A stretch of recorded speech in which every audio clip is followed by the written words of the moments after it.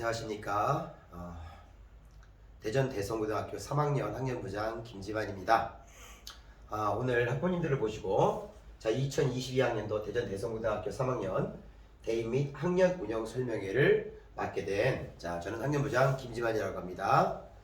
코로나로 인해서 지금 3년 연속 비대면으로 이런 행사를 진행하게 되었는데요. 정말 송구스러운 마음을 금할 수가 없습니다. 많은 이해 좀 부탁드리겠고요. 그럼 한번 시작해 보도록 하겠습니다. 오늘 진행 순서는 간단하게 교목님 기도와 교장선생님 인사 말씀, 그리고 대입 진학 설명회, 대입 진학 부장님께 설명해 주실 거고요. 그다음에 3학년 담임교사 소개, 3학년 학년 운영 설명회, 그리고 마지막에 학부모 연수가 있는데요. 조금 길더라도 좀 들어주시면 감사하겠습니다. 교목님 기도로 오늘 행사 시작해 보도록 하겠습니다.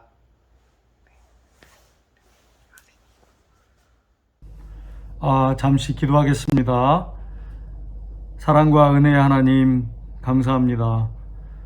이제 학부모님들을 이렇게 모셔놓고 해야 할 행사지만은 코로나가 아직도 진정되지 않아서 저희들이 온라인으로 학교 설명회를 개최합니다. 하나님께서 이제까지 우리 학교를 사랑해 주시고 인도해 주시고 또 2022학년도를 시작하게 되어서 여러 학부모님들과 우리 귀한 학생들과 우리 교직원들이 혼연일체가 되어서 하나님 이 한 해도 복된 발걸음 되도록 축복해 주시고 오늘 설명회를 통해서 귀하신 부모님들 우리 학교에 대해서 더 깊이 이해하고 또 협조하고 하나가 되어서 우리에게 맡겨주신 귀한 아이들 잘 양육하는 복된 시간 되도록 축복하여 주시옵소서. 이후에 진행되는 모든 순서 위에도 주님 함께 하시고 준비하시고 진행하시는 수고하는 손길들 위에 축복하여 주시옵소서. 각 가정 위에 또 우리 학부모님들 하시는 일들 위에 또 우리 아이들 공부 위에 또 생활하는 곳 성장하는 모든 것 가운데 하나님께서 복 주시길 간절히 바라옵고 이 모든 말씀 예수님의 이름으로 기도드렸습니다. 아멘.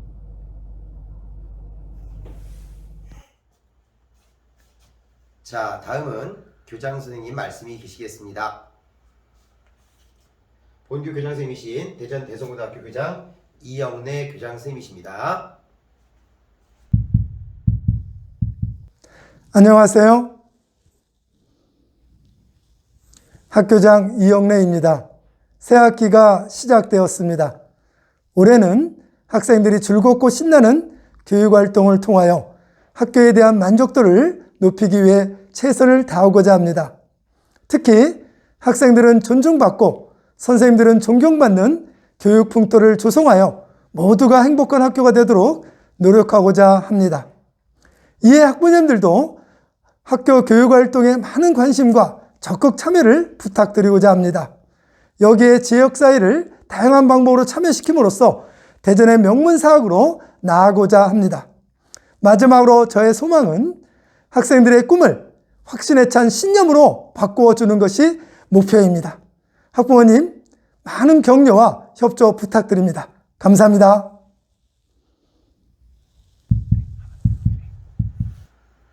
다음은 대입 진학 설명회를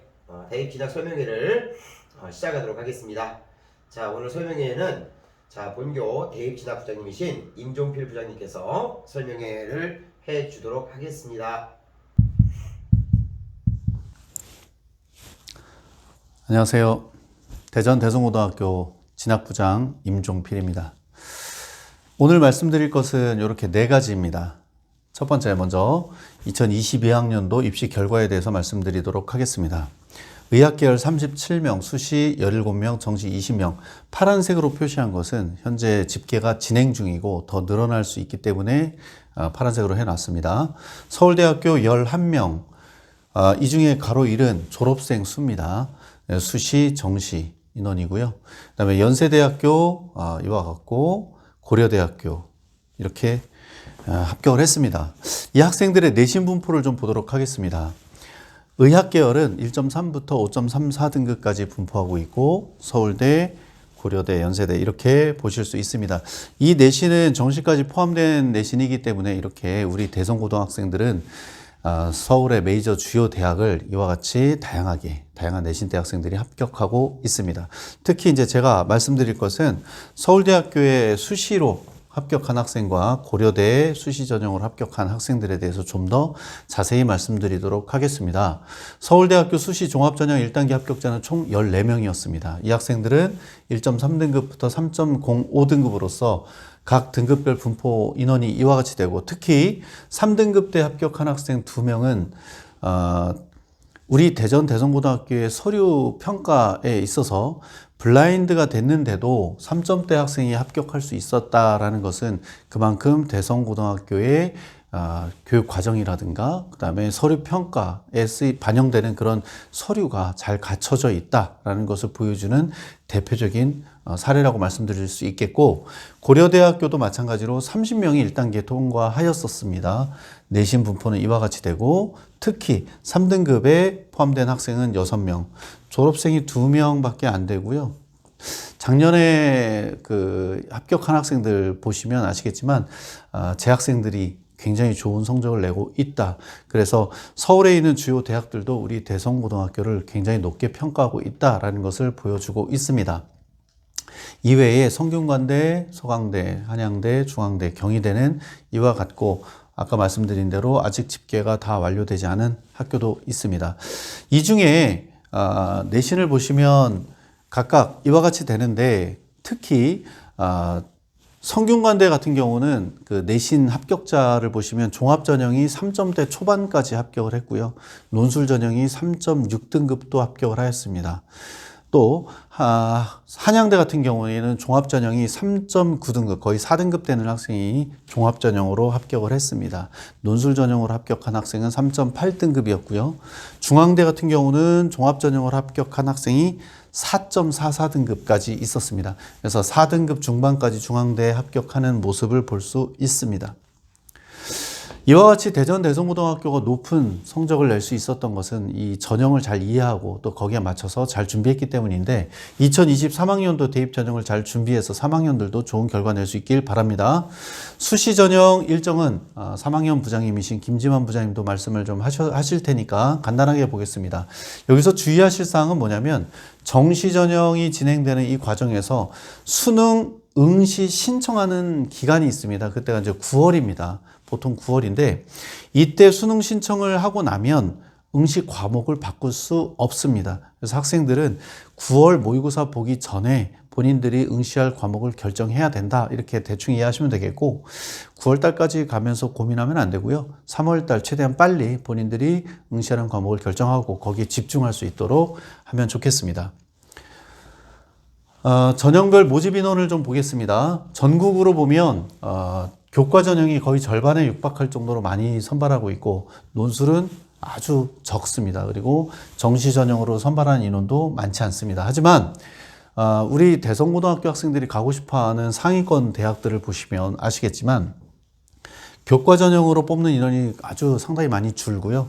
종합 전형이 상당히 많이 늘어납니다. 또한 특히 이 정시로 뽑는 인원이 상위권 15개 대학은 40%를 넘습니다. 50%에 육박하는 그런 대학도 있고, 수시 종합에서 수시 전형에서 2월 되는 인원까지 생각을 하면 현재도 거의 50%가량을 뽑는 대학들도 있습니다. 그래서 학생들은 이런 상위권 대학을 가기 위해서는 정시도 잘 준비해야 될 뿐만 아니라 교과 전형과 종합 전형에서도 수능 최저 등급이 적용되는 대학들이 제법 있습니다. 그래서 굉장히 수능이 중요한 그런 형국이다, 이렇게 이해하시면 되겠습니다.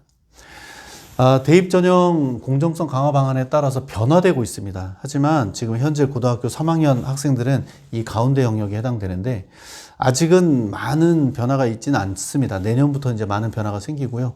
지금의 학생들은 요 점 참고하시면 되겠습니다. 주요 사항들을 좀 짚어보겠습니다. 학령 인구가 또 많이 줄었습니다, 올해. 그리고 모집 인원은 오히려 늘어났습니다. 그래서 현재 사실 4년제 말고 대학 정원은 학생 수보다 더 많이 있기 때문에 대학을 못 가는 학생은 없다라는 거 알고 계시면 좋겠고, 비수도권의 수시가 증가했지만 수도권을 보면 정시는 오히려 더 늘어났습니다, 정시가. 상위 16개 대학은 이미 40% 이상을 모집하고 있습니다. 수능의 변화가 작년부터 있었습니다. 그래서 수학이 대표적으로 통합이 됐습니다. 문과, 이과 따로 시험을 보지 않고 학생들이 확률과 통계, 미적분, 그 다음에 기하 이 세 과목 중에 선택해서 응시하게 돼 있고 이 세 개 과목은 다 합쳐서 공통으로 표준 점수를 산출하게 되어 있습니다. 작년부터. 그러다 보니 수학을 잘하는 이과의 학생들이 문과 학생들보다 상대적으로 굉장히 높은 점수를 취득했습니다. 그래서 작년부터 예측이 됐었는데 이과 학생들의 공대를 희망하는 학생들이 건국대 정도 갈 수 있는 학생들이 문과로 바꾸게 되면 서강대 또는 그 이상을 갈 수 있다라는 결론이 좀 나왔었습니다. 그래서 이과 학생들의 경영, 경제 쪽 교차 지원이 굉장히 많이 늘어났습니다. 대표적으로 서울대 같은 경우도 교차 지원이 27%, 그 다음에 주요 대학들은 거의 50%가량 지원을 했고 실제 경영, 경제에서 합격하는 인원을 보면 훨씬 더 많이 늘어날 것으로 예측하고 있습니다. 그래서 문과 학생들의 경우에는 지금 이 수학이 굉장히 중요해졌습니다. 문과 학생들조차도 수학을 잘하는 학생이 대학을 잘 가게 됐다라고 인지를 좀 하시고 인문계열 지원하는 학생들도 수학 공부를 게을리하지 말고 꼼꼼하게 열심히 잘 해야 되겠다라고 말씀드리겠습니다. 논술은 유지되고요.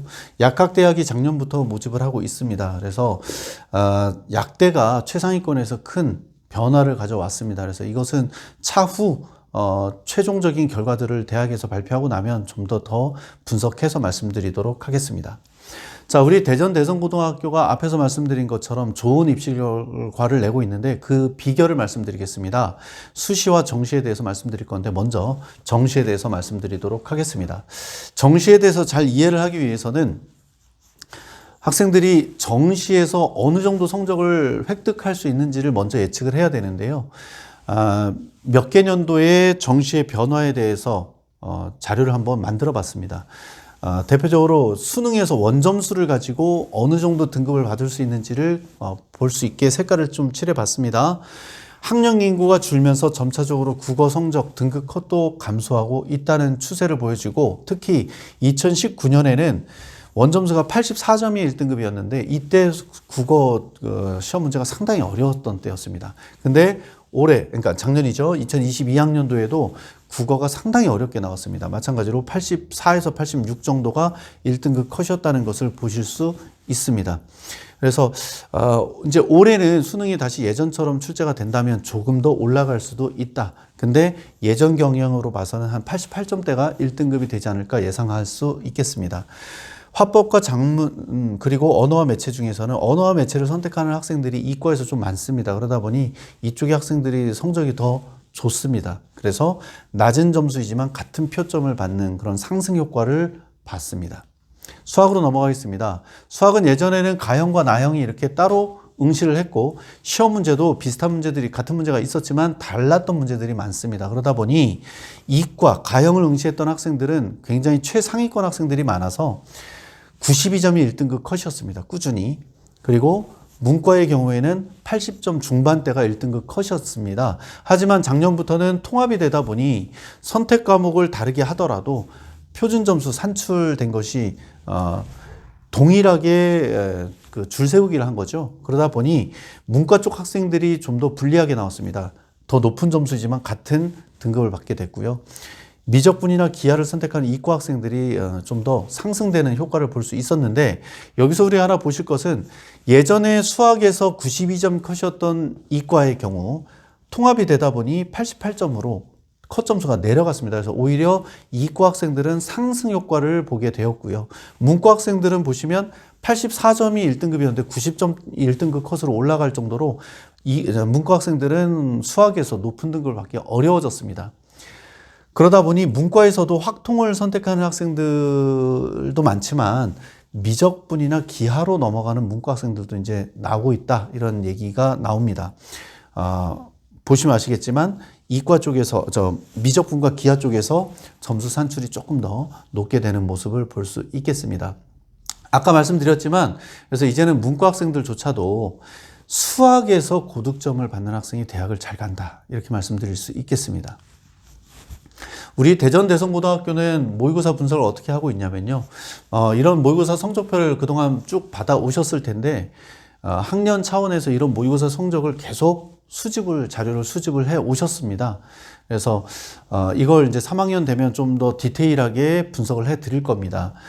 일반적으로 우리가 모의고사 성적을 보면 바로 이 등급을 보게 돼 있습니다.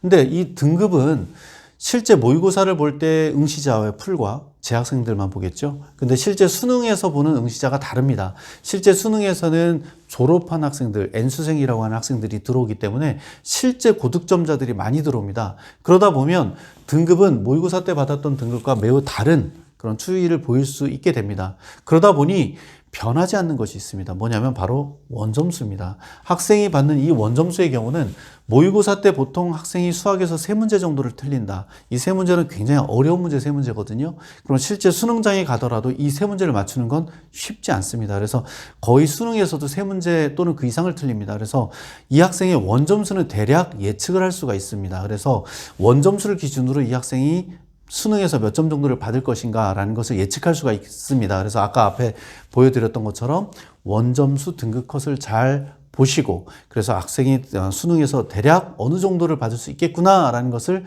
예측하게 됩니다.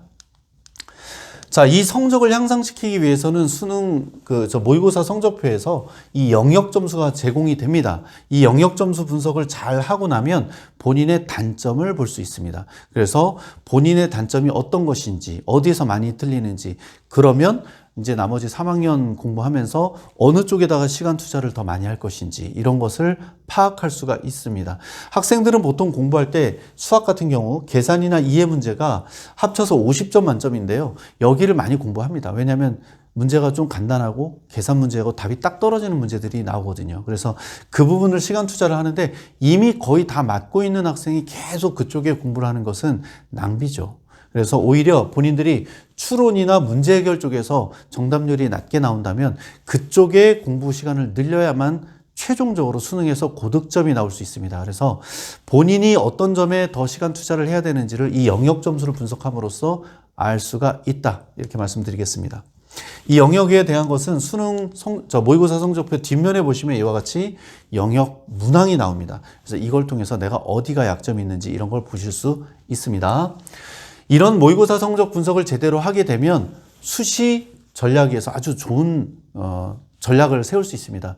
단적인 예로 작년에 3등급 때 아까 서울대 1단계 합격한 학생에 대해서 말씀을 드렸었는데, 작년에 저희 반의 학생이 바로 그 3.05등급 서울대 재료공학과 1단계를 통과할 수 있었던 학생이 있었습니다. 근데 3.05등급이 어떻게 서울대를 쓸 수 있는가라고 의아해합니다. 다른 고등학교 선생님들은. 근데 우리 대성고등학교의 경우는 그 3.5등급인 학생이다 하더라도 모의고사 성적이 중앙대 이상 갈 수 있는 성적이 나온다면, 그리고 그것을 분석해서 제대로 이 학생은 수능 때 몇 등급대가 나오겠구나라는 것을 예측할 수 있다면 상향해서 모의고사 수시를 지원할 수 있습니다. 그 아까 말씀드렸던 3.05등급의 학생의 경우에는 수시 6장을 서울대, 연세대 2장, 고려대 하나, 그리고 성균관대 2장 이렇게 지원했습니다. 그래서 그 이하는 쓰지를 않았었어요. 그렇게 쓸 수 있었던 원동력도 그 학생의 모의고사 성적이 담임 선생님이 예측할 때는 수학의 경우는 1등급이 나올 것을 확신을 했고요. 국어도 본인의 단점이 확실히 좀 있었습니다. 그래서 그것을 보완해서 높은 점수를 이끌어낼 수 있도록 계속 모의고사 3학년 동안 유도를 했었고, 그 결과 이 학생이 실제 수능에서 올 1등급을 받는 그런 성적을 받을 수 있었습니다. 그래서 실제 수시에서도 높은 지원을 할 수 있었다. 그러다 보니 높은 아주 좋은 입시 결과를 이끌어내고 있다. 이렇게 말씀드릴 수 있겠습니다. 마지막으로 수시 종합 전형에 대해서 좀 잘 이해하셔야 좋은 대학을 갈 수 있겠죠. 자, 이제 3학년까지 오면 거의 모든 활동이 마무리되는 단계에 있습니다. 그럼 학생들이 고민을 하고 상담을 올 때도 이렇게 얘기합니다. 이제 3학년 때 어떤 활동을 해야 되나요? 이렇게 질문하는 학생이 있는데, 그 질문에 앞서 학생이 항상 생각해야 되는 것은, 지금 3학년은 자기소개서를 쓰는 마지막 학년이기 때문에 자기소개서에 어떤 것을 기록할지에 대한 먼저 고민을 하고 활동을 전개하면 됩니다. 자기소개서 1번을 보시면 자신의 진로와 관련하여 어떤 노력을 해왔는가, 어떤 의미 있는 학습 경험과 교내 활동을 했는가를 쓰게 돼 있습니다. 그러면 1학년 때부터 꾸준히 본인은 어떤 진로 활동을 했고 어떻게 학습 경험을 쌓았으며 교내 활동을 연결했는가를 고민하면 되고요. 1학년, 2학년의 활동의 연계선상에서 3학년 때 더 심화할 내용 또는 더 새로운 다양한 경험을 할 것, 이런 것들을 골라서 그 자소서 1번에다 어떻게 쓸지를 생각하면서 활동을 전개해가면 좋겠습니다. 2번의 질문은 타인과 공동체를 위한 노력, 즉 인성 영역이라고 생각하시면 되겠죠. 그래서 이 2번에서는 변별력이 크게 일어나지 않습니다. 그래서 협업, 그 다음에 그 본인의 리더십, 그 다음에 이런 그 나눔과 배려, 이런 것들을 사례를 들어서 쓰면 됩니다. 이거는 학생들과 함께 상의하면서 하도록 하겠습니다. 3번 자소서 문항이 대학 자율 문항입니다. 없는 대학도 있습니다. 3번이. 근데 이제 서울대학 같은 경우에는 책 읽은 것을 2권 이내로 선정해서 써라. 각 도서별 400자 쓰게 돼 있습니다. 그리고 연세대 같은 경우는 지원 동기, 그리고 이것을 위해서 노력한 과정. 그렇다면 연세대 같은 경우에는 본인이 왜 지원하게 됐는가, 그걸 위해서 어떤 노력을 했는가라고 한다면, 예를 들어서 연세대 기계공학과를 지원하고 싶은 학생은 연세대 기계공학과의 교육 과정을 좀 찾아보고 그 인재상에 맞게, 그리고 대학에 가면 어떤 과목을 배울지를 미리 고등학교 때 노력을 해야 되겠죠. 그래서 활동을 전개해 나가면 되겠습니다. 성균관대 같은 경우는 모집단이 지원하기 위한 동기, 그리고 본인의 노력 비슷합니다. 이렇게 비슷한 대학도 있는가 하면 중앙대는 자기 개발을 위해서 노력한 점, 그리고 대학에 입학한 후 이루고 싶은 목표와 장래 포부, 이런 걸 쓰라고 되어 있습니다. 그러면 본인이 지원한 대학의 교육 과정뿐만 아니라 졸업한 후 본인이 어떤 식으로 공부해 나갈 것이다 라는 것을 생각하면서 활동을 전개하면 되겠습니다. 서울시립대 같은 경우는 지원 동기와 향후 진로 계획에 대해서 비슷하죠. 이렇게 대학마다 조금씩 다릅니다. 그래서 본인이 희망하는 대학에서 어떤 식으로 자소서 학문 문항이 나오는지를 미리 인지를 해야만 학교 생활 활동을 전개하고 계획할 수 있겠습니다. 그래서 3학년 때는 반드시 자기소개서에 대해서 이해를 하고 준비를 할 수 있었으면 좋겠습니다. 자, 종합전형 평가요소는 서울에 있는 주요 6개 대학이 이렇게 공동으로 평가요소를 발표했습니다. 그래서 크게 4가지 영역으로 이렇게 돼 있는데, 자세한 건 인터넷 자료 많이 나오니까 참고해 주시면 감사하겠습니다. 대표적으로 학업 역량 하면은 이 학생이 지적으로 어떤 열망들을 가지고 있는가 해서 이런 것들에 대해서 물어본다, 이렇게 인지를 하시면 되겠고요. 전공 적합성 하면은 여기에 제시된 것처럼 이런 어떤 활동을 했는가라는 건데, 그러면 우리가 스펙, 특별한 활동 어떤 것들이냐, 좋은 활동은 어떤 것이냐, 이렇게 생각할 수 있겠는데, 좋은 스펙이라는 것은 여기 이제 제가 학생들에게 또 학년 부장님과 함께 잘 이끌어 가겠지만, 어떤 활동을 했느냐, 활동의 중심을 잡는 게 아니고요. 학생이 어떤 활동을 하든 어떻게 했는가, 무엇을 이루기 위해서 했는가, 어떤 성장을 했는가, 이게 중요한 포인트입니다. 그래서 이런 관점에 있어서 3학년 활동을 지도하도록 하겠습니다. 그리고 발전 가능성, 내신 향상돼야 발전 가능성이 있는 거냐, 물론 내신 향상되면 되게 좋게 봅니다. 하지만 그뿐만 아니라 자기가 스스로 한 것, 경험을 다양하게 했느냐, 리더십과 창의적인 문제 해결력을 갖췄느냐, 이런 것들이 발전 가능성이다. 그래서 지적인 호기심은 항상 특별한 게 아니라 새롭지 않은 것을 본인의 새로운 시선으로 바라볼 줄 아는가라는 것이 지적 호기심이고, 이런 학생들이 발전 가능성이 많다, 이렇게 이해하시면 되겠습니다. 인성은 이와 같이 협업, 나눔과 배려, 소통, 도덕성, 성실성이라고 하는데, 인성에서는 크게 변별력이 있지 않습니다. 그렇다면 결론적으로 종합전형은 그러면 어떻게 준비해야 하는가? 한마디로 이겁니다. 대학에서 연구활동하는 데 있어서 필요한 능력을 갖춰야 된다. 그래서 대학에서 평가하시는 분들은 이 학생을 뽑아놓으면 대학에 와서 어떻게 활동을 해 나가느냐, 어디까지 성장할 것이냐, 이런 것을 고등학교 활동 속에서 판단하겠다는 얘기입니다. 그래서 고등학교 활동에서 풍부한 경험을 하려고 노력했는가. 그럼 이런 풍부한 경험을 통하다 보면 학생은 분석적인 사고를 갖게 됩니다. 왜냐하면 다양한 경험 속에서 서로 다른 생각들을 할 수 있고 분석을 하게 됩니다. 그러다 보면 명확하게 이해를 하게 되겠죠. 그리고 그 속에서 서로 다른 생각들을 통해 비판적인 관점으로 학생이 그 문제를 발견하고 바라보게 됩니다. 이런 비판적인 사고를 하다 보면 학생은 새로운 문제를 발견하게 되겠죠. 그러면서 최종적으로 본인의 창의적인 생각을 이끌어낼 수 있게 됩니다. 그래서 이런 창의적인 아이디어를 내고 그것을 가지고 분석하는 학생이 결국 성장, 발전하는 학생이다 라고 말씀드릴 수 있겠습니다. 그래서 학생부 종합전형을 준비하는 데 있어서 활동 그리고 어떻게 서류를 기록해 나갈 것인가 라는 것은 이런 모습을 잘 드러내면 종합전형에서 높은 평가를 받을 수 있다. 아까 말씀드렸지만 종합전형에서 또 좋은 결과를 내려면 모의고사 성적이 뒷받침이 돼야 됩니다. 그 모의고사 성적을 잘 실력을 갖춘 학생이 최종적으로 대학 지원을 높게 할 수 있고 거기서 좋은 결과를 얻어낼 수 있다 말씀드리겠습니다. 그래서 3학년 때는 최종적으로 모의고사 꾸준히 본인의 단점 잘 보완해서 잘 성장시킬 수 있어야 되겠고 그리고 아울러 서류를 준비하는 데 있어서 이런 모습들 잘 갖춰서 표현할 수 있으면 좋은 결과 낼 수 있겠다 말씀드립니다. 저희 3학년 김지만 부장님과 담임 선생님들 10분 그리고 그 외 교과 선생님들 그리고 대입 진학부에서도 열심히 학생들 지도해서 좋은 결과 이끌어낼 수 있도록 노력하겠습니다. 감사합니다.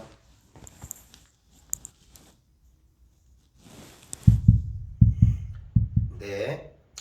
자, 다음은 학년 운영 설명회를 시작을 한번 해보도록 하겠습니다. 자, 먼저 올 한 해 우리 아이들을 맡아주실 담임 선생님을 한번 소개해 보도록 하겠습니다.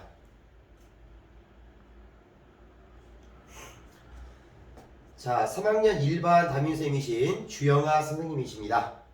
역사를 맡고 계십니다. 자, 3학년 2반 김두호 선생님이십니다. 사회를 맡고 계십니다. 자, 3학년 3반 노정은 선생님이십니다. 국어를 맡고 계십니다. 3학년 4반 이승열 선생님이십니다. 지구과학을 맡고 계십니다. 3학년 5반 이석훈 선생님이십니다. 화학을 맡고 계십니다. 자, 3학년 6반 인가람 선생님이십니다. 영어를 맡고 계십니다. 자, 3학년 7반 윤건우 선생님이십니다. 물리를 맡고 계십니다. 자, 3학년 8반 정희진 선생님입니다. 생명과학을 맡고 있습니다. 자, 3학년 9반 왕성욱 선생님입니다. 수학을 맡고 계십니다. 자, 3학년 10반 유재일 선생님입니다. 자, 수학을 맡고 있습니다. 예, 그리고 저는 3학년 부장이고요. 김지만입니다. 자, 수학을 맡고 있습니다. 자, 다음은 3학년 학년 운영 설명을 해보도록 하겠습니다. 잘 들으시고요. 우리 아이들이 올 한해 수능을 잘 치러서 원하는 대학에 모두 갈 수 있도록 돕도록 하겠습니다. 어머님들께서도 참고하셔서 도움을 받으시면 좋겠습니다. 자, 첫 번째로 자기주도 및 방과 후 학교에 대해 설명드리겠습니다. 자, 먼저 일과 운영표입니다. 자, 일과 운영표에 보시면 자, 수업은 작년에 코로나 때와는 달리 정상적으로 수업이 진행이 됩니다. 자, 그리고 지금 우리 아이들이 수능에 나오는 과목들은 이미 작년에 다 끝났습니다. 그래서 대부분 이제 우리 아이들이 진로 과목들을 많이 다루게 되는데요. 이 아이들의 자습이나 이런 요청들이 많습니다. 자습 요구들이 많아서 방과 후 1교시부터 방과 후 1교시 이 시간부터 자, 그 다음에 20시까지 자, 이 시간까지 20시까지 이 시간까지 우리 아이들에게 충분한 자습을 통해서 우리 아이들의 실력 향상을 할 수 있는 그런 시간을 제공하도록 하겠고요. 자, 우리가 2학년 때와 조금 달라진 부분이 자, 토요일 주말 자습입니다. 자, 주말 자습은 자, 오전 8시 30분에 등교해서 자, 8시 40분 꼭 기억해 주세요. 8시 40분에 자, 토요 자습이 시작이 됩니다. 해서 오전까지 2학년에는 오전까지만 자습이 진행되었는데 자 이제 3학년이 됐으니까 조금 더 공부를 해야 될 거라고 생각이 돼서 자 오후에도 자습 시간을 배정하였습니다. 자 그래서 점심 식사를 마치고 난 뒤 자 1시 10분부터 5시 30분까지 우리 아이들에게 자습을 할 수 있는 기회를 제공하고요. 담당 선생님들이 나와서 우리 아이들의 학습을 코칭해 주실 겁니다.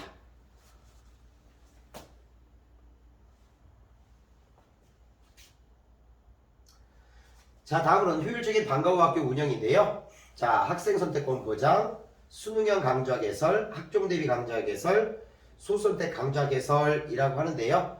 아마 아이들이 지금 3학년이기 때문에 이런 것들보다는 자율학습들을 많이 요구할 것 같습니다. 그리고 지금 아직 3월이나 6월 평가원 모의고사를 보지 않았기 때문에 우리 아이들이 이런 부분들을 요구하는 친구들이 많지 않은 것 같습니다.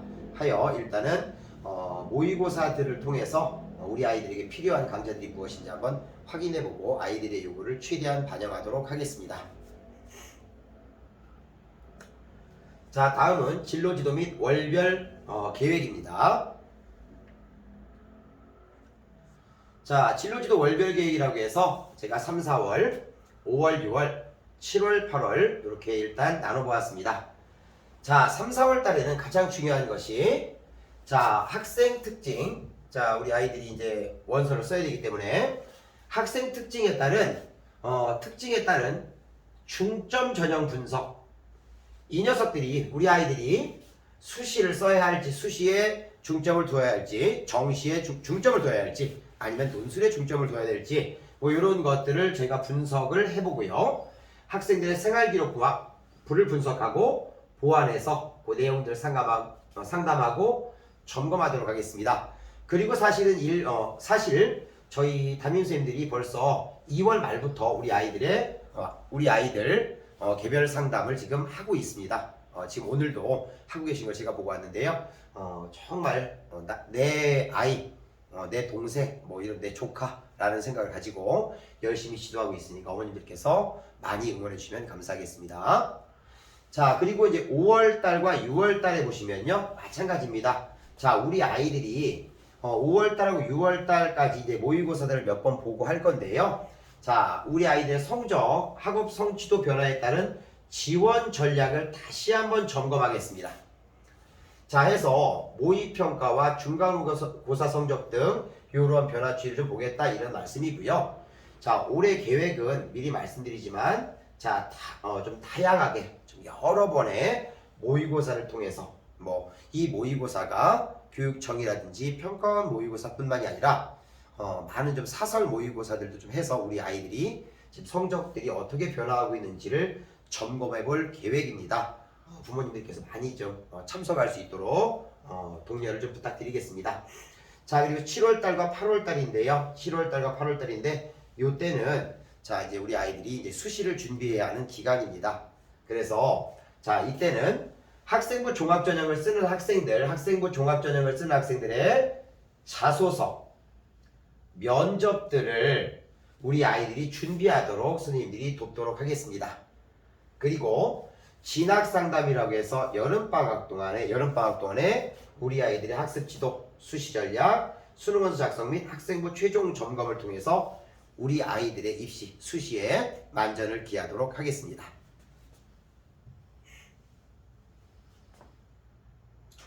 자 다음 9월인데요. 자 9월 달에는 자 우리 아이들이 첫 번째로 이제 수시를 지원을 하게 됩니다.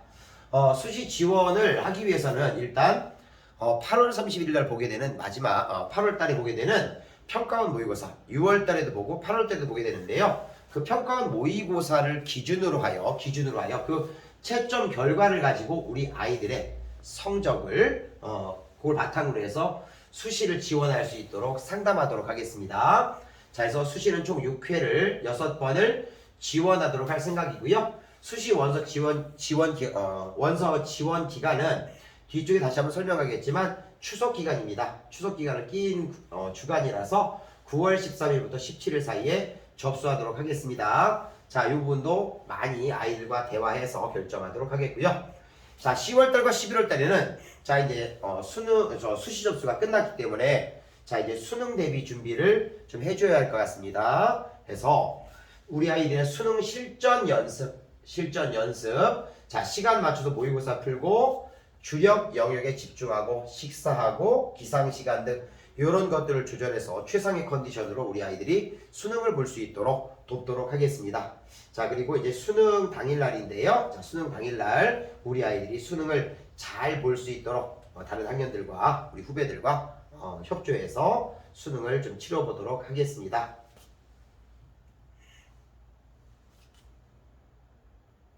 자, 그 다음에 12월과 1월입니다. 이제 수능이 다 끝나고 나서요. 자, 수능이 끝나고 나서. 자, 12월 9일 날 수능 성적이 통지됩니다. 수능 성적이 통지되고요.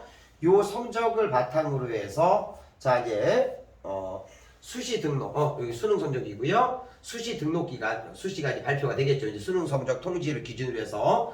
자, 이제 수시 합격자가 발표 날 거고요. 요 기간 중에 수시 합격자들은 등록을 시켜주고요. 그리고 여기에서 원하는 그런 대학에 합격하지 못했다라고 하는 친구들이 있으면 그 친구들은 정시 모집 준비를 하도록 하겠습니다. 그래서 우리 수능 성적들 분석해보고 내신 성적들 확인해서 지원 가능한 대학들 확인해서 우리 아이들과 같이 한번 원서를 써보도록 하겠습니다. 자 그리고 2월 달에는 자 정시 합격자 발표가 2월 6일 날 있습니다. 2월 6일 날. 자, 요때까지 해서 우리 아이들이 모두 합격할 거라고 생각을 하고 있습니다.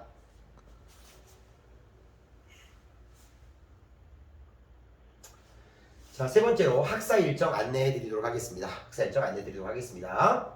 자, 뭐, 요 학사 일정들은, 뒤쪽에 나와 있는 학사 일정들은 학교 사정이라든가, 좀 어떤, 특별한 사정들에 의해서 조금 변경될 수 있는 점 양해 부탁드리겠습니다. 자, 3월달입니다. 자, 3월달이고요. 자, 지금 오늘 제가 지금 대통령 선거일 이전에 자, 이 영상을 찍고 있는데요. 대통령 선거 끝나고 나서 자, 11일 날 지금 아마 어머님들하고 아버님들이 보고 계실 거라고 생각이 됩니다. 자, 여기서 지금 가장 중요한 것은요. 일단 3월 24일 날 3학년이 돼서 처음으로 보게 되는 전국연합학력평가라고 하는 부분 3월 24일 날 전국연합학력평가를 보고 우리 아이가 지금 현재 어느 정도의 위치에 있는가 한번 확인해 보도록 하겠습니다. 자 그리고 보시면 알겠지만 주말에는 자습이 진행이 되고요. 자 그리고 많이는 되지 않겠지만 지금 현재 계획에는 올해 총 4번 정도의 사설 모의고사를 지금 계획을 하고 있습니다. 사설 모의고사. 자, 이 사설 모의고사를 지금 계획을 하고 있는데요. 자, 이 부분은 우리 아이들이 좀 많이 참여를 해서 자신의 지금 현재 위치를 좀 꼭 파악하는 그런 시간들이 좀 됐으면 좋겠습니다. 요 모의고사 제가 강조드리는 것들 2가지 자, 잘 봐두시고 특히 요 전국연합평가는 다 봐야 되는 부분이지만 요 사설 모의고사들은 우리 아이들이 좀 많이 신청해서 볼 수 있었으면 좋겠습니다. 자, 4월입니다. 자, 4월인데요. 자, 4월에는 자, 똑같이 뭐 토요 자습 다 진행이 됩니다. 진행이 되고요. 자, 4월 4일부터 그리고 4월 8일까지 학부모 상담이 진행이 됩니다.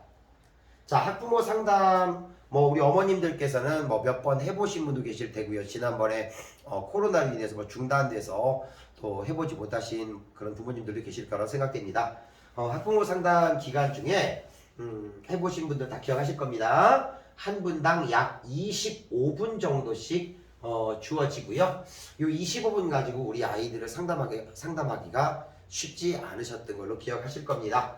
그래서 미리 우리 어머님들께서 궁금하신 점 그리고 담임선생님께 물어보고 싶은 점들이 있으시다면 미리 좀 준비하셔서 담임선생님께 먼저 제출해 주신다면 담임선생님이 그에 따른 답변들을 준비하셔서 조금 더 내실 있는 상담이 될 거라고 생각이 됩니다. 자, 4월 달에 또 우리 아이들을 괴롭히고 있는 또 전국 학력평가 또 계획되어 있습니다. 4월 13일 날 자, 학력평가 계획이 되어 있고요. 자, 그 다음에 여기서 자, 4월 25일부터 자, 그리고 4월 28일까지 예, 여기 4일 동안 중간고사가 진행이 됩니다. 자, 우리 아이들은 사실 대부분의 내신 반영되는 9등급제의 내신이 반영되는 과목들은 지난번 2학년 때 대부분 다 끝났고요. 여기에서 지금 중간고사를 보는 과목들은 1등급에서 9등급까지의 등급이 반영되는 몇 과목 정도만 자 시험을 중간고사를 보게 될 것이고, 나머지 과목들은 그 시간에 우리 아이들이 시험을 보지 않고 경시대회를 치르도록 생각을 하고 있습니다. 중간고사 기간에 우리 인문계열 쪽 학생들은 언어와 매체, 그 다음에 화법과 작문 이 둘 중에 선택을 하셨을 거고요. 자, 이 두 과목과 그리고 사회 과목 두 과목 총 세 과목이 등급이 반영되는 1등급에서 9등급까지 등급이 반영되는 과목이기 때문에 우리 문과 아이들은 세 과목을 준비하시면 되고요. 자, 그 다음에 자연계열 학생들 같은 경우에는 자연계 학생들의 경우에는 언어와 매체 그리고 화법과 작문 여기서 한 과목, 이 한 과목만 9등급제 시행되기 때문에 그 한 과목만 준비를 하면 되겠습니다. 그래서 이게 마지막 시험이니까 우리 아이들 잘 치를 수 있도록 어머님들, 아버님들 자, 꼭 좀 잘 볼 수 있도록 격려 부탁드리겠습니다. 자, 4월달 이렇게 되어 있고요. 29일 날은 개교 기념일이라서 하루를 쉬고 그 다음에 슈퍼 세러데이죠. 이때까지 쉬도록 하겠습니다.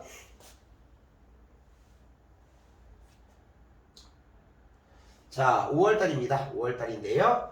자, 체육대회, 그 다음에 현장 취업학습 5월 4일과 5월 6일 현장 취업학습 자 이렇게 진행되는데요. 지금 고등학교 3학년이 돼서 무슨 체육대회와 현장 체험이냐라고 얘기하실 수 있는데요. 우리 아이들이 정말로 불쌍하게 이 3년간의 코로나를 다 온몸으로 맞다 보니 수학여행이라든가 이런 행사들을 치르지 못했습니다. 그래서 우리 아이들의 졸업 앨범에 들어갈 사진들이 남아있지 않습니다. 그래서 어머님들 걱정하실 수도 있는데요. 자, 5월 4일과 5월 6일 요 이틀 동안에 우리 아이들 졸업 앨범 촬영 이런 것들이 있으니까요. 자, 확인 한 번씩 부탁드리겠고요. 자, 그 다음에 특별히 5월 달에는 뭐 특별한 행사는 없고요. 여기서 조금 좀 부탁드리고 싶은 것들은 지금 보시면 뭐 어린이날이라든지 이런 몇몇 공휴일들이 있습니다. 공휴일들이 있는데 우리 아이들이 지금 이런 날들까지 사실은 원래는 저희 학교에서 자습을 진행을 했었습니다.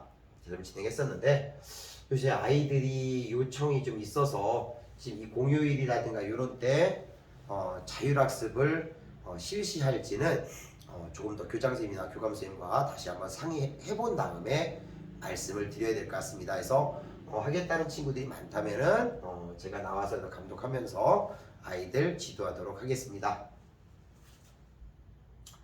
네, 6월달입니다. 자, 6월달에는 자 가장 중요한 자 평가원 모의고사가 있습니다. 네, 올해 수능을 한번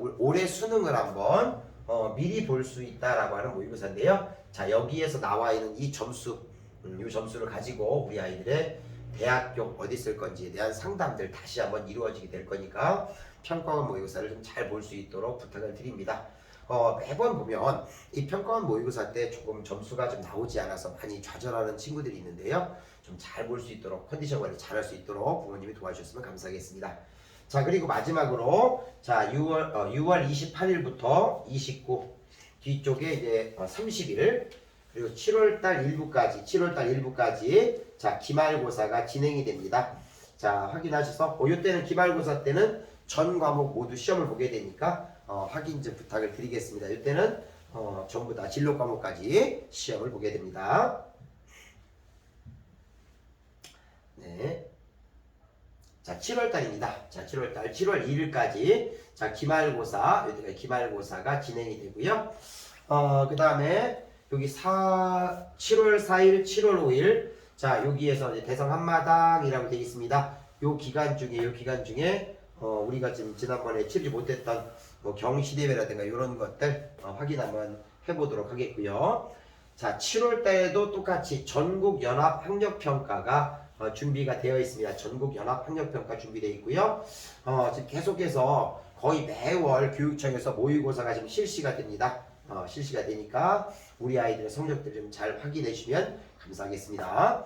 해서 7월 18일 날이 우리 종업식이 되고요. 바로 7월 19일부터 지금 방과 후 시작이라고 해놨는데요. 아이들이 필요한 과목들이 있으면 요때 개설해서 시작하도록 하겠습니다.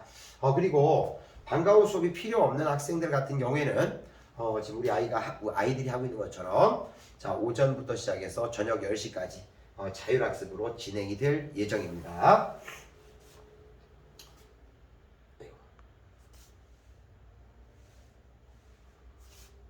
예, 8월입니다. 자, 8월인데요. 자, 여기서 8월 달에는 몇 가지 지금 행사들이 좀 있는데, 자, 여기 지금 개학식이 있고요. 8월 16일 날 개학을 합니다. 2학기 시작이고요. 그 다음에 이 개학식 시작과 더불어 사설 모의고사. 자, 여기도 마찬가지로 우리 아이들 모의고사 한번 볼 건데, 왜 그러냐면 여기에 9월달, 여기가 9월달 평가원 모의고사, 두 번째 평가원 모의고사 요 녀석을 대비하기 위해서 한번 시험을 보고자 이렇게 계획을 잡아두었습니다. 자, 요 모의고사는 정말 잘 봐야 되는 모의고사인데요. 자, 평가원 모의고사는 잘 보고 우리 아이들 좋은 결과 기대해 보도록 하겠습니다. 그리고 8월 31일 날 요 날짜를 기준으로 해서 수시 학생부 마감이 되도록 하겠습니다.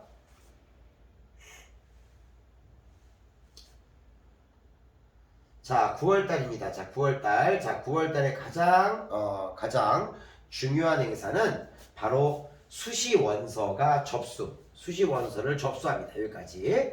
자, 수시 원서가 접수가 되는데요. 자, 이 수시 원서를 접수하는데 우리 아이들과 우리 아이들이 수시에 어떤 대학을 쓸 것인지를 어머님들이나 우리 담임 선생님들하고 좀 상의를 한번 해봐야 되기 때문에 아마 13일 이전 요때가 아마 추석 연휴가 될 것 같아요. 추석 연휴를 포함해서 아마 9월 초 좀 이른 반 같은 경우에는 8월 말 8월 중순경부터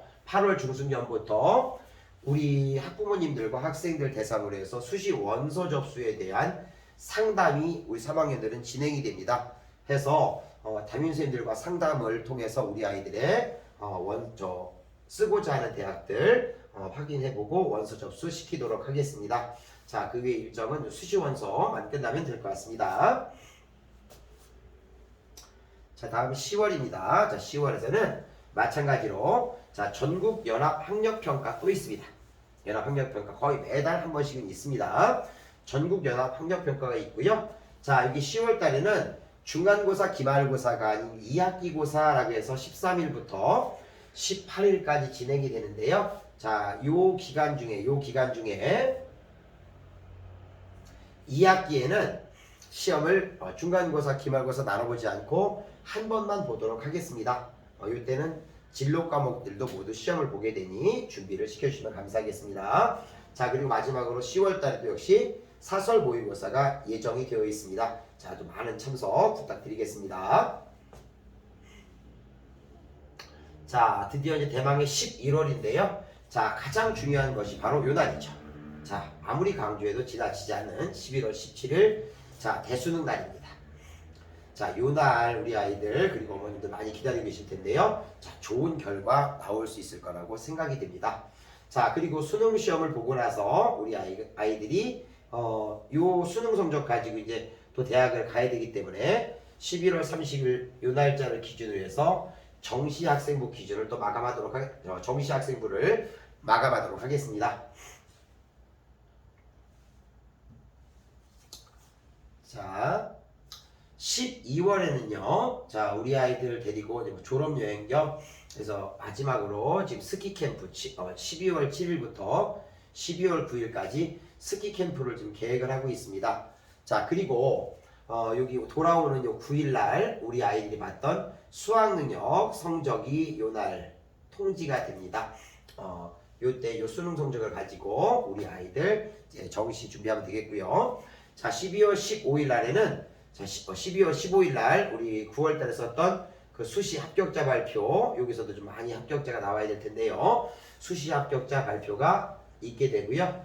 요때 떨어졌다고 해서 끝나는 것이 아니라 여기에서 등록하지 않는 아이들이나 요런 아이들이 있기 때문에 자 26일 날 수시 충원 합격자 문 닫고 들어간다고는 수시 충원 합격자가 12월 26일 날 발표가 됩니다.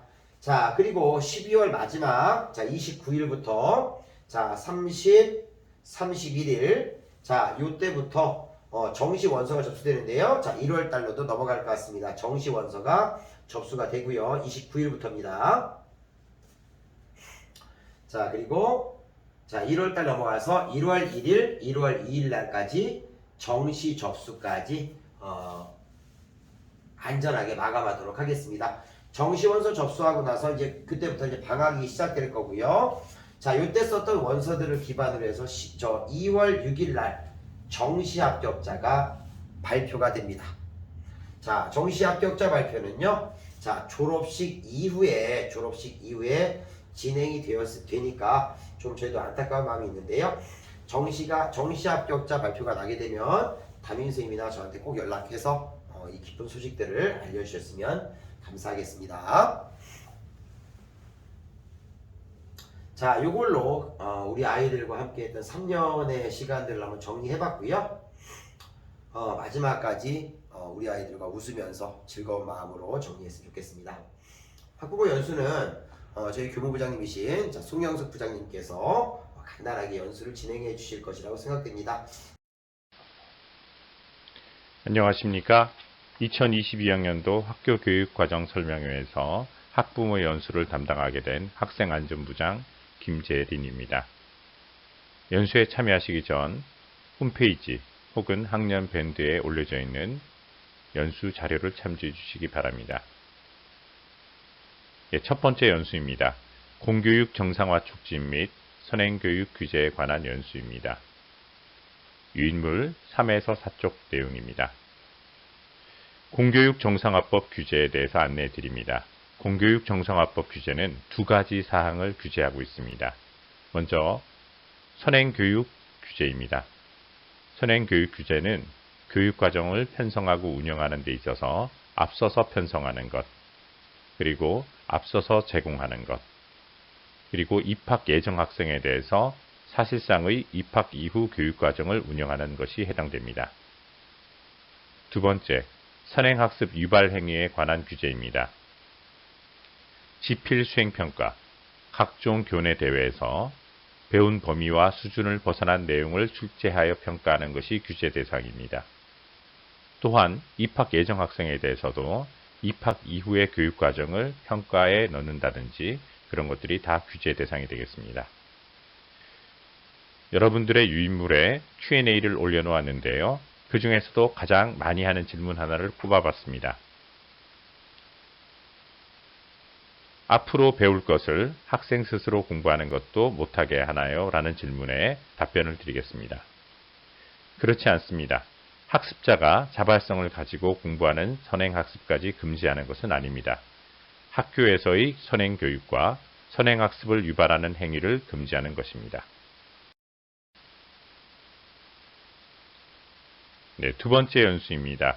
청탁금지법의 이해 및 불법 찬조금 근절에 관한 연수입니다. 유인물 5에서 7쪽입니다. 청탁금지법의 이해. 학부모님들이 김영란법으로 알고 있는 부정청탁 및 금품 등 수수의 금지에 관한 법률. 청탁금지법은 우리 사회 폐습인 부정청탁과 금품 수수 관행을 근절하여 공정하고 투명한 사회 실현을 목적으로 제정되었습니다. 청탁금지법의 적용 대상자는 공직자, 그리고 공직자의 배우자, 그리고 각종 위원회에 참여하는 학부모위원을 포함한 민간위원, 부정청탁 및 금품을 제공한 일반 국민이 해당됩니다. 학부모가 교사에게 성적 관련, 생활기록부 관련 부정청탁이나 금품, 선물, 음식물을 제공하여 법을 위반하는 경우 교사와 학부모 모두에게 징역, 벌금, 과태료를 부과하는 형법적 벌칙 조항을 포함하고 있습니다. 대전광역시 교육청에서는 청탁금지법 신고센터를 별도로 운영하고 있으니 참조 바랍니다. 주의하실 점은 공직자의 직무와 직접적인 이해관계가 있으면 일체의 음식물, 선물, 경조사비를 주고받을 수 없습니다. 청탁금지법 위반 사례 및 허용 사례는 나눠드린 유인물을 참조해 주시기 바랍니다. 네, 세 번째, 디지털 성폭력 예방에 관한 연수입니다. 유인물 8쪽에서 9쪽을 참조해 주시기 바랍니다. 디지털 성폭력의 개념, 성폭력의 개념에 대해서 먼저 알아보겠습니다. 성폭력이란 권력 또는 힘의 우위, 물리적, 협박, 위계, 위력 등을 이용하여 성적 자기결정권을 침해하는 모든 행위가 성폭력입니다. 그러면 디지털 성폭력이란 무엇일까요? 디지털 매체를 이용하여 개인의 인격권과 성적 자기결정권을 침해하는 모든 행위가 디지털 성폭력입니다. 사이버 성폭력이란 불법 촬영, 그리고 불법 촬영물을 유포하고 협박하고 저장하고 전시하는 등 사이버 공간에서 일어나는 성폭력이 사이버 성폭력입니다. 구체적인 사항을 보면 몸사진, 동영상 등을 요구하고 협박하는 것, 몰래 사진과 동영상을 촬영하거나 유포하는 것, 다른 사람의 사진을 성적인 의도로 합성하고 유포하는 것, 아동과 청소년의 성적 착취물을 다운로드하는 것, 이런 것들이 사이버 성폭력에 해당됩니다. 네, 다음은 디지털 성폭력 예방에 대해서 학생들에게 안내되는 자료들입니다. 학부모님들께서도 이 내용을 숙지하셔서 학생들에게 교육해 주시기 바라고요. 어떤 사항이 발생했을 때는 학생 먼저 학교와 상담해 주시고, 그리고 성적인 사항, 어떤 신고가 필요할 때는 경찰 112, 117을 통해서 신고해 주시기 바랍니다.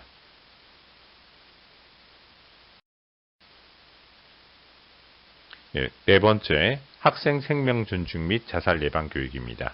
유인물 10쪽에서 11쪽을 참고해 주시기 바랍니다. 청소년 자살은 다음과 같은 특징이 있습니다.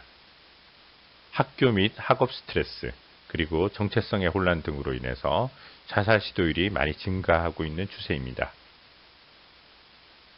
학생들의 청소년 자살들은 되게 충동적인 경향이 있는데요. 부모나 주변 어른들의 잔소리, 여러 사람 앞에서의 비난과 꾸중은 학생들에게 자살衝動을 일으킬 수 있습니다.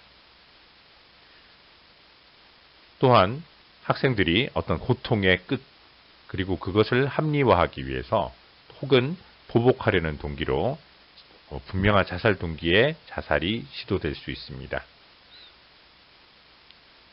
또한 소설이나 게임 등의 영향으로 인해서 잘못된 생각, 잘못된 문제 해결 방식으로 자살을 선택하기 때문에 특히 죽음에 대한 환상에 의한 자살이 있을 수 있습니다.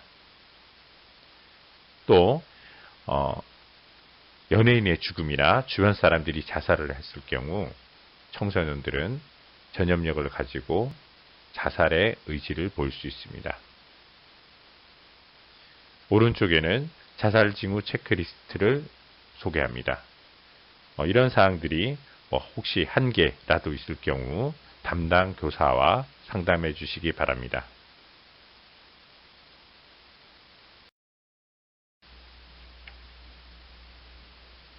다음은 자살 징후 알림이 서비스에 대해서 안내해 드립니다. 자살 징후 알림이 서비스는 다음과 같이 부모님과 자녀의 휴대전화에 어플을 설치한 이후 지속적으로 관찰하고 상담하는 그런 서비스입니다. 혹시 자녀들 중 자살 징후가 보일 경우 자살 징후 알림이 서비스를 이용해 주시기 바랍니다.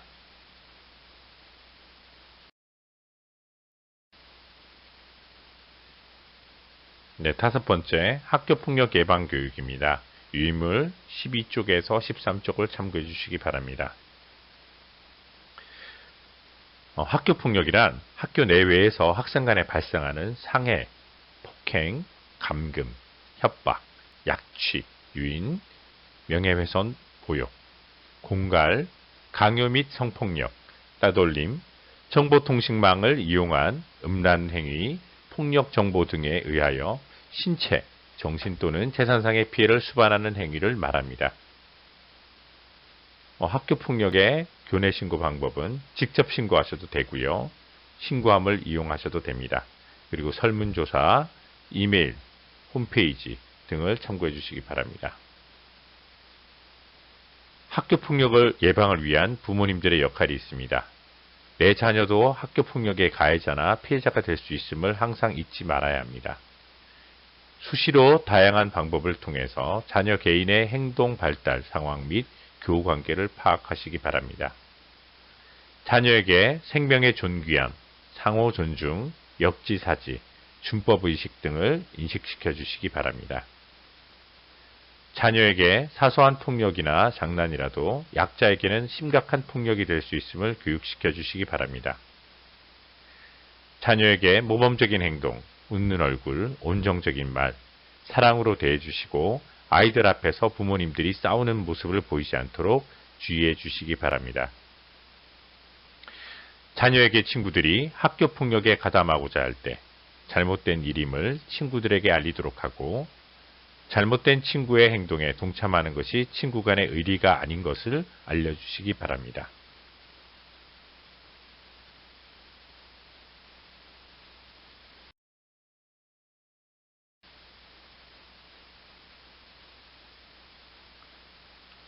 학교폭력 사안 처리 절차에 대해서 안내해 드리겠습니다. 학교에서는 먼저 사전 예방을 위해서 학생, 학부모, 교직원을 대상으로 예방교육을 실시하고 있습니다. 또래 활동, 체육, 예술 활동 등을 통해서 또 예방 활동을 하고 있습니다. 그리고 학교에서는 CCTV, 학생 보호 인력 등 안전 인프라를 구축하여 사전 예방을 위해서 노력하고 있습니다.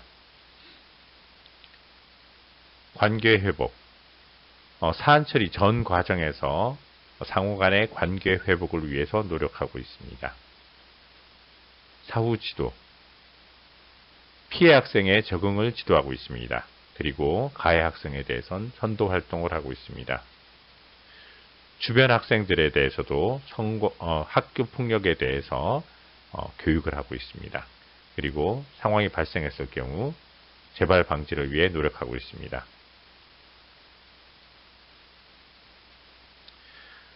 사안 처리 절차에 대해서 말씀드리면 다음과 같습니다. 먼저 초기 대응 상황이고요. 상황이 발생했을 경우 사안을 조사하여 긴급 조치를 실시합니다. 피해 학생을 보호하고요. 가해 학생은 따로 선도합니다. 그리고 학생부에서는 사안을 조사합니다. 이때 피해자, 가해자 그리고 주변 학생들에게도 조사를 하여서 객관적인 사실을 파악하고자 노력합니다. 그리고 전담기구의 심의가 있습니다. 학교장 자체 해결 요건을 충족하는지 여부를 심의해서 학교장 자체 해결이 될 경우 학생들이 서로 상호 화해하도록 유도하고 사항을 종결짓습니다. 그리고 피해 학생 및 보호자의 심의위원회 개최 요구 의사를 확인합니다. 그래서 전담기구 심의 결과 학교장 자체 해결이 됐을 경우에는 학교장 자체 해결이 되고요. 만일에 심의 요건에 충족하지 않을 경우 그리고 피해 학생 및 보호자가 심의위원회 개최를 요구할 경우에는 동부교육청 심의위원회 조치 결정을 따릅니다. 그리고 조치된 결정에 따라서 그 조치가 이행됩니다. 혹시 이 조치 내용이 뭔가 불복할 경우에는 행정심판이나 행정소송으로 진행될 수 있습니다.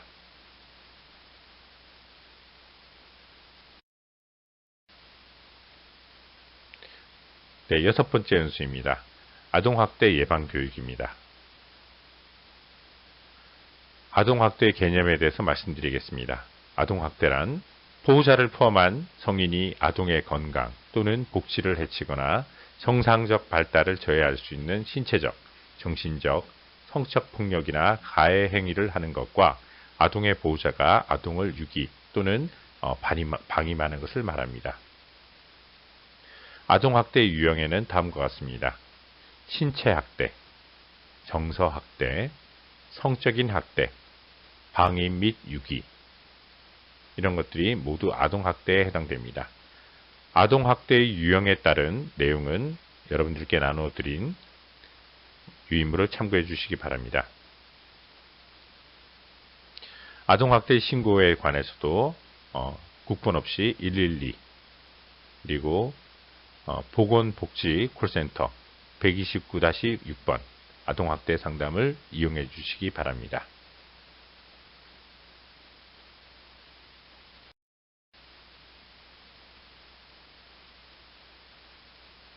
네, 아동학대 신고 및 조치 흥도를 보시겠습니다. 신고 전화에 의해서 신고가 될 경우 아동학대 의심 상황과 정보를 파악합니다. 그리고 아동학대 의심 사례가 있으면 즉각 현장에 출동하고 아동학대 조사를 실시하게 됩니다. 그리고 피해 학생에 대해서는 일반 상담을 통해서 유관기관 등의 관련 정보가 안내됩니다. 아동학대 신고자가 있습니다. 아동학대 신고 의무자는 직무를 수행하면서 아동학대 범죄를 알게 된 경우나 그 의심이 있는 경우에는 시도, 시군구 또는 수사기관에 즉시 신고하여야 합니다. 징계권 폐지에 대해서 안내해 드립니다. 징계권이란 친권자, 우리가 부모님들이 되겠죠. 친권자는 그 자를 보호 또는 교양하기 위하여 필요한 징계를 할 수가 있고 법원의 허가를 얻어 가마 또는 교정기관에 위탁할 수 있다. 라는 것이 징계권이었는데요. 그 징계권이 2021년 1월 26일에 기점으로 폐지되었습니다. 그래서 아동은 모든 학대로부터 보호받아야 할 권리의 주체로서 부모님의 체벌은 더 이상 훈육의 방법이 될 수 없습니다. 여기에서는 부모님, 선생님들도 마찬가지입니다.